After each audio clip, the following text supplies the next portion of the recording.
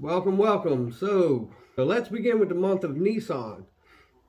It's the first month of the counting of months, even though Rosh Hashanah is like the new year, but it's not. This is actually it is, but this is the new year of the counting of months. According to the Bible, this is when you begin counting the months. So it's the first month of the year. This is the month in which the tabernacle was erected. So the tabernacle was completed during Kesef, which is Hanukkah, but it was delayed until the first of the month with the counting of months. It's the day of creation. It's the day, I said before, the day Isaac was born.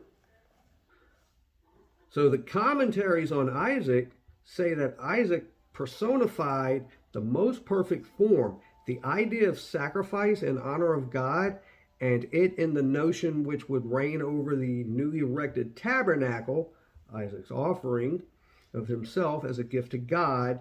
This gave humanity a moral lesson in sacrifice, even unto the death for the love of God.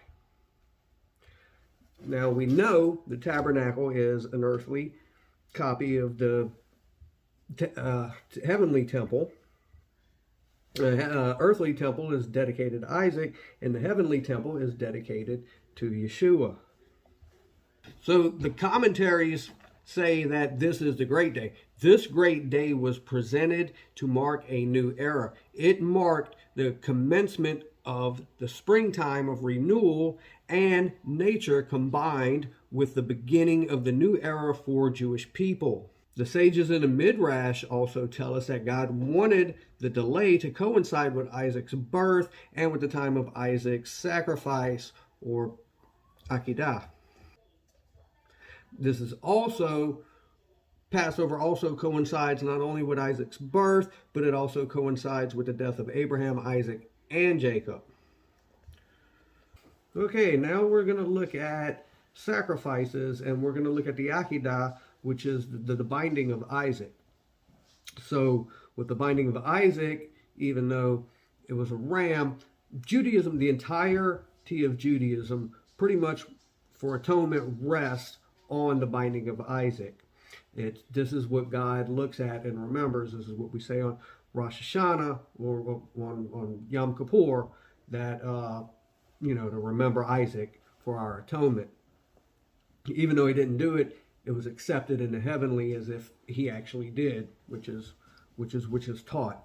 So we know Abraham brings Isaac, and Isaac's willing to sacrifice himself, and we know that Isaac's a grown man, not a little kid. So it's something he was actually willing to do. Instead, God gives a ram in the place, the ram in the bush, and Abraham ends up sacrificing a ram.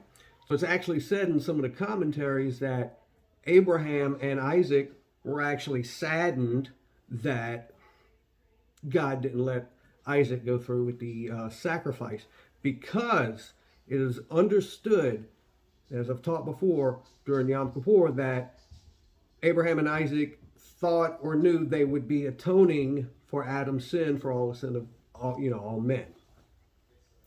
So anyways, with that being said, you have Isaac and you have the ram. This gives you the interchangeability between lambs and rams being sacrificed on your different days, different feasts.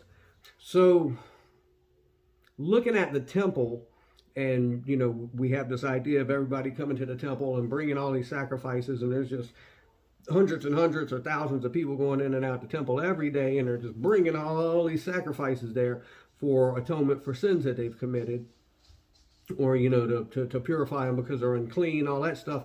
But that's not really the case. There's all these baptismal and mitzvahs you can do when you're unclean to become clean, and the sin sacrifices are only, if you read the giving of the laws and all of that through Moses, and when you get to the rules for the high priest, sin sacrifices for people can only be done by the high priest, the Kohen, and there's really no atonement that people can't actually bring sacrifices to the temple for their own sins that they keep committing every day. That's only the role of the high priest, and it's only for all the people as a whole. So with that being said,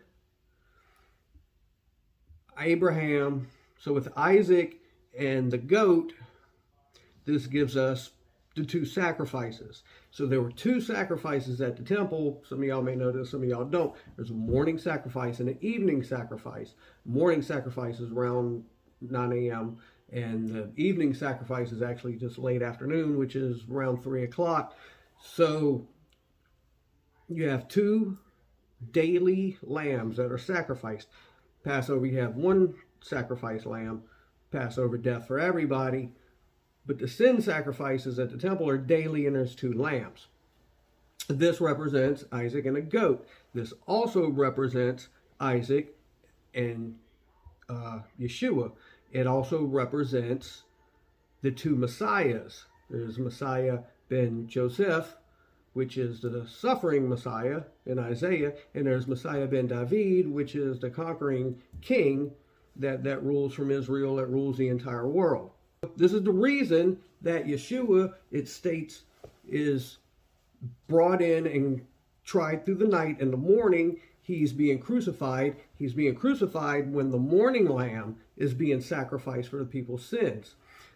He gives up his spirit, and it tells you at 3 p.m., that's the evening sacrifice. The evening sacrifice is the last sacrifice of the day.